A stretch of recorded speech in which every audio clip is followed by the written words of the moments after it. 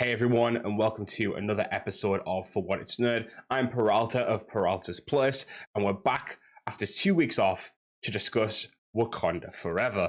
Now, this movie is something that I've been thinking about for the past 2 days, near non-stop, and there's a lot to say. We probably won't cover it all within the episode because there's just that much.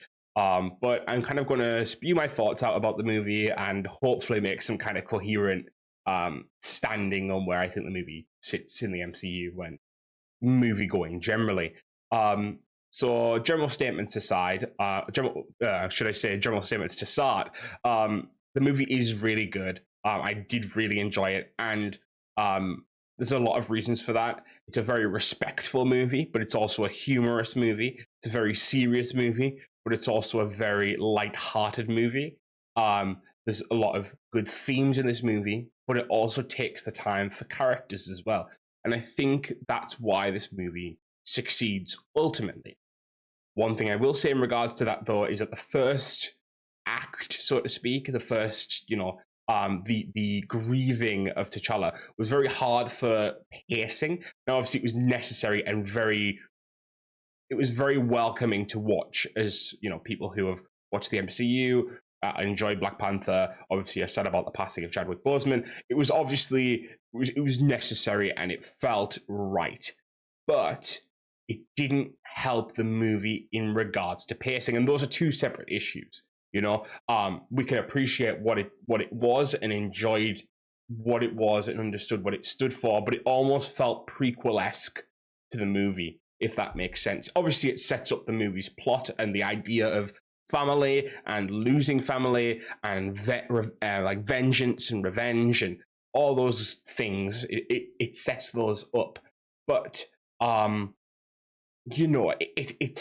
it was still kind of like, we need to kind of get going with plot, and plot didn't come until I'd say 25 minutes in, slightly, something like that.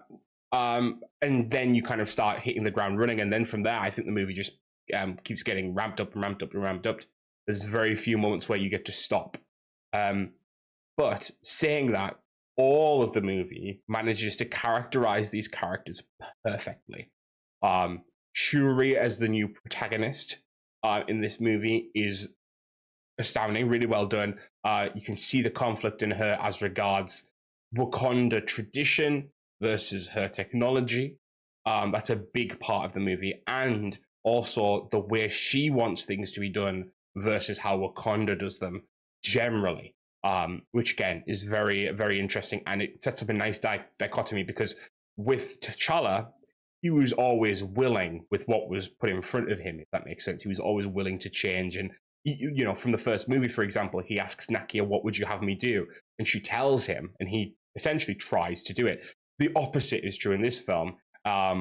Nakia actually has this moment with Shuri where she says, "Be careful, you might lose yourself," and she's like, "I already have lost myself." It's very opposite to T'Challa, and I like that because it sets them up as very different Black Panthers, regardless of the fact that they are different characters, if you know what I mean. Opposite to that, you have Ramonda, who is a very she's a pillar of this movie, very important. Without her, I don't think the movie would kind of exist, if that makes sense. She's a driving force in this movie, and she does it well. Angela Bassett in this movie is great, really well acted. There's some really strong lines from her and strong imagery as well. The fact that this movie as well, we get more intimate settings with her, was great, because that's what this movie started to be, was ensemble cast. Shuri is still the protagonist, but you have moments with Ramonda, you have moments with Okoye, you have moments with Riri Williams, who was introduced in this movie, Everett Ross, you have you have M'Baku, you have all these characters that are adding to this Wakandan story, and it's really well done, really well woven together. Now, sometimes you felt that was kind of hard to follow because you did kind of zip around a little bit, and again, that's a pacing issue, but the movie had a lot to do. So, similarly to Endgame, and similarly to Infinity War, in a sense, there's a lot of stuff that needs to be done in this movie and needs to be completed to succeed in this movie. And so sometimes, yes, you were racing from scene to scene, and sometimes you would have scenes where Ramonda had just done something and then she was in this other scene straight away, and that like little jump was kind of slightly jarring, but that's necessary for this movie. It's a world, almost continent hopper movie. You're moving around a lot. I mean, I think in this movie alone there is like Haiti, there's Talocan, which is I was going to say Atlantean capital, but that's not, Namor isn't Atlantean in this, but yeah, Talocan. And then you have Massachusetts. You have you're in the CIA headquarters one minute, then you're in Wakanda, you're in Jabariland. There's a lot of different places in this movie, which is understandable because the movie is about at least 3 different world powers trying to deal with the vibranium crisis, so to speak. But yeah, very fun, very exciting stuff. Namor was a great villain as well. Let's talk about Namor for a second. The first mutant properly announced in the MCU. And yes, very good, very enjoyable. I liked his backstory this time around, changing it to be, of a different origin. Removing the Atlantean connection doesn't harm Namor, I don't think. In fact, I think it adds to him. He is godlike in this movie. He is strong in this movie. He is impactful. And that's sometimes used to comedic effect, and that's sometimes used to very serious effect. It's an amazing visual moment when Namor is essentially attacking the Wakandan throne, and it's just stellar. Like, you can tell everything about Namor in that moment.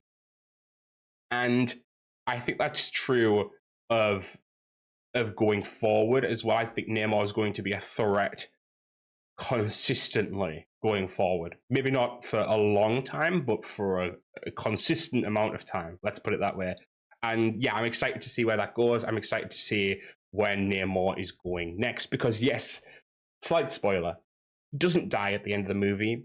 He is actually one of the few Marvel villains who will survive yet again to go and do some more bad stuff.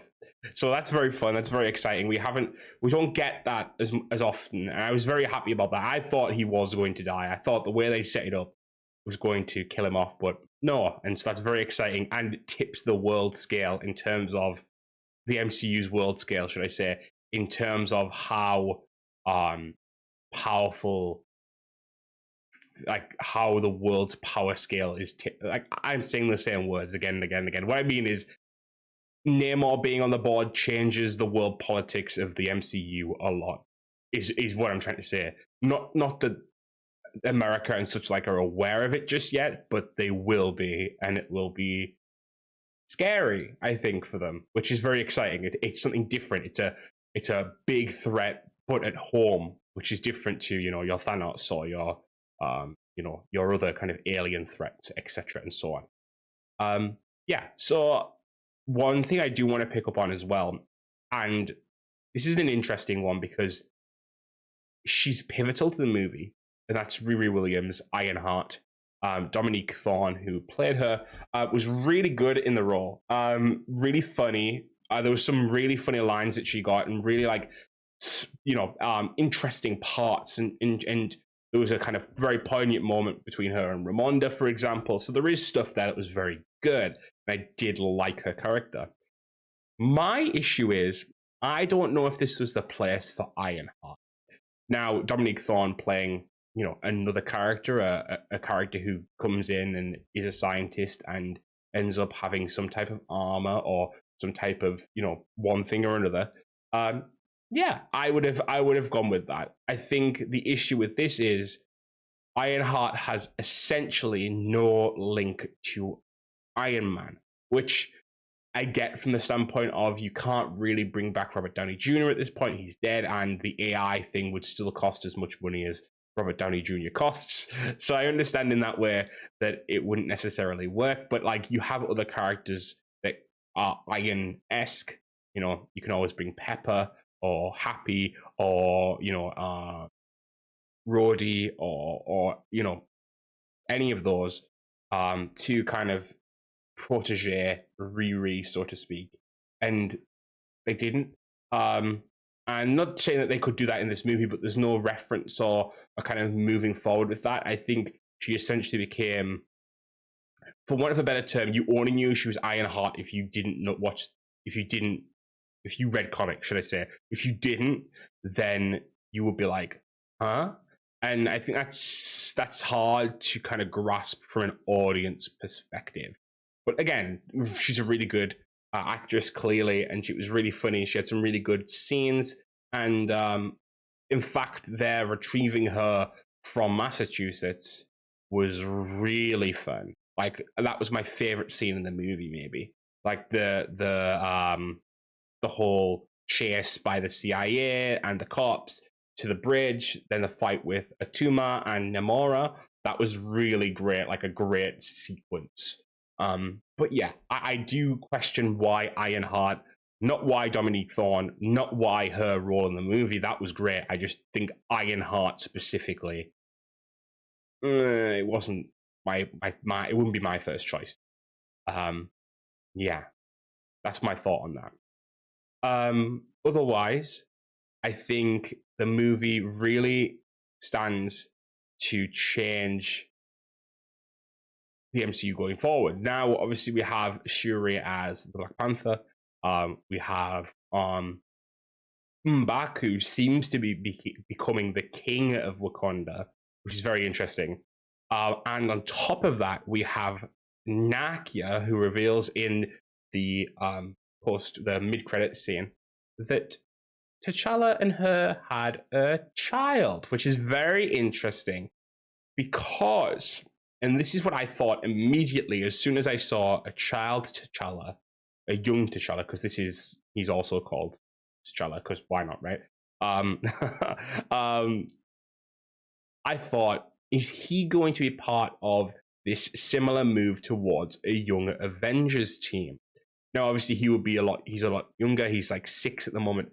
But the Young Avengers as yet seems to be a lot wider in scale of age than previously we'd have expected.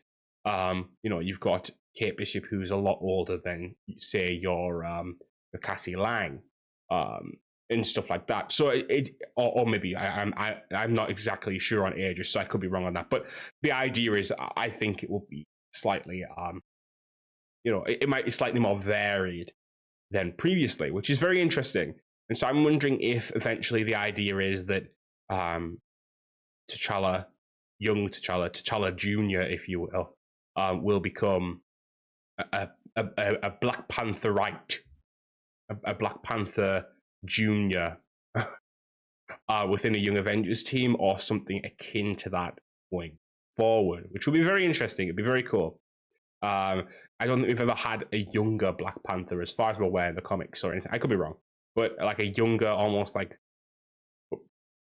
a cub, like Panther cub. That would be kind of cool. That would be a kind of cool concept, right? Like a younger Black Panther. I like it. I like that a lot, actually. But yeah, so there's that. There's also obviously the implication of mutants in this film. Now, Nemours was very interesting because the way they explained it is that his mother imbibed an herb that essentially gave him his mutations, which technically makes him fall into the mutant category because he was born with his abilities. But technically, I wonder if and someone would have to kind of fact check me on this, but I wonder if that's not actually a mutate rather than a mutant.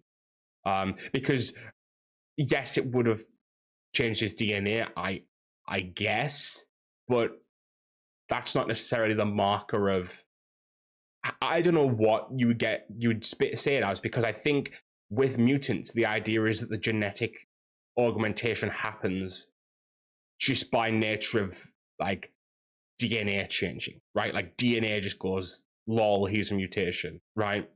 So I don't know if Namor is actually technically a mutant within the MCU then. But because he fits some criteria but not others. And so it's kind of that weird thing of, is he a mutant or is he actually a mutate despite being born DNA enhanced, DNA changed from the get-go? yeah, it's a weird one. I was very interested in that watching the movie. But as well, this is something I want to touch on, and I was just thinking there as regards Talokan. The movie looks so bright and vibrant and interesting and alive. And I'm very, very happy with the color palette and like that type of stuff in this movie as well. Cinematically, it looks brilliant. CGI did look slightly weird in places, and there was two places where I noticed it. There was one part where I think it was a Koye or the newer kind of main member of the Dora Milaje, which her name's slipping my mind at the moment. One of those was fighting at the end in their kind of blue suit, which is interesting. Another interesting midnight something or other, I forget off the top of my head, but they were really cool as well. But one looked slightly off, like the movement looked slightly like the CGI, you could see it. And earlier on, when Namor was calling Talokan to basically go and attack Wakanda, I'm pretty much sure that scene was wholly CGI, which is very weird. Like, don't get me wrong, obviously you can't have an actor just go into the water for the scene. That would probably cost as much as the CGI. But it just looked very weird for some reason. It looked very game-like, which, again, usually I don't care about that type of stuff, and very rarely do I complain about CGI, but it looked slightly uncanny valley, which is very weird, very interesting. But yeah, no, I think this movie has a lot of great fight scenes as well. I think this movie has a lot of great dialogue, great suspense, great timing. I think this movie has a lot of a good place in the MCU to be doing it, if that makes sense. Like, I know that sounds weird compared to the pacing comment I said earlier, but timing, what I mean is like this came at the right time in the MCU, I think. This is like not a revival. I don't want to say that because I'm personally a proponent of Phase 4, but I feel like this is like a return to that connectivity, that sense of universe, that sense of stakes. And I really feel like it's a promise for Phase 5, if that makes sense. Speaking of that, though, and I totally forgot about this until just now, Valentina Allegra de Fontaine shows up in this movie. I was shocked. I literally audibly gasped in the movie. I think I was the only one.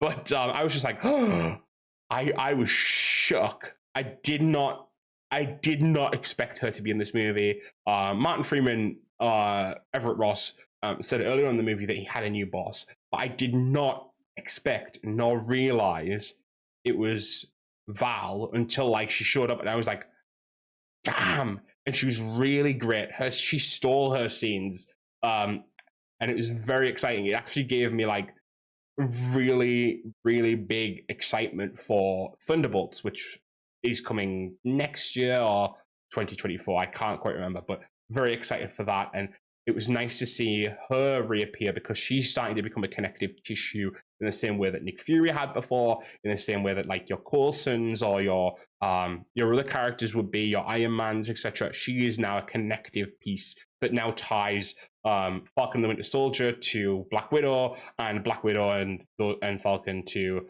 Wakanda Forever. So very excited to see where she shows up next. I imagine probably not where we expect if she's showing up in Wakanda Forever. But yeah, I really, really enjoyed this movie. I think you can't go wrong with this movie. I did not sit there. I can't remember once. And this is the thing. This movie adapts a lot of source material and changes a lot, especially with Namor, etc., to make it work, right? To make it fit within the MCU. And I can't fault it. I can't think of a moment where I was like, this doesn't feel good. It all felt good. There was moments where I was like, I wish this could have been explored a little bit more. But again, that's not necessarily a bad thing, because as far as we're aware, Wakanda Forever is meant to be kind of the starting point of like a mini Wakanda cinematic universe, if that makes sense. Like there's meant to be a few series being developed. I'm hoping there's something with Okoye as kind of a lead. I'm thinking probably M'Baku and other people as well. And yeah, I'm very excited. This obviously also is going to be interesting for Ironheart because Ironheart comes straight off the back of Wakanda Forever. I do think Ironheart is next year. Very excited for that too. But yes, overall, we're very excited to see where this all goes next. I think this is a brilliant addition to the MCU. And I will agree, most people are saying it. I do think sometimes these opinions are overhyped, but I do agree that this is probably the best movie of Phase 4, maybe tied with No Way Home. Maybe. I personally also like Doctor Strange, but I have lessened my liking of it since it's coming out, which happens a lot. Recency bias is a thing. Not that you should like give into it, so to speak. You should always try and like be objective. I mean, that's the whole point of For What It's Nerd, to try and be objective about these things and discuss them. But a recency bias happens, and you get excited for the thing you just watched, and then you realize there's bits. Everything deserves a second look, both in the good way and the bad way. And yeah, but as of right now, I really do like Wakanda Forever. I think it did a really good job of covering a giant chasm that it had to fill. And I think Wakanda 3 or Black Panther 3 or however they end up calling it, which it probably will be Black Panther. I don't know why I said Wakanda first. I'm not right in the mind on that one. I think it's going to be great. I think it's going to be very interesting. I don't know where they go next necessarily. I don't know whether like Namor comes back for Black Panther 3 or whether it goes to be like another threat and what that threat would be. But yeah, very excited. And it only makes me more excited for when we see the payoff in Secret Wars or Kang Dynasty, when we see all these characters come back together and fight some huge ass villain. But yeah, so that's my kind of jumbled thoughts and review on Wakanda Forever. It's nice to be back, obviously, doing For What It's Nerd again. And we'll be back every week from now on for the foreseeable. Thank you guys, as always, for watching. And I'll see you next week.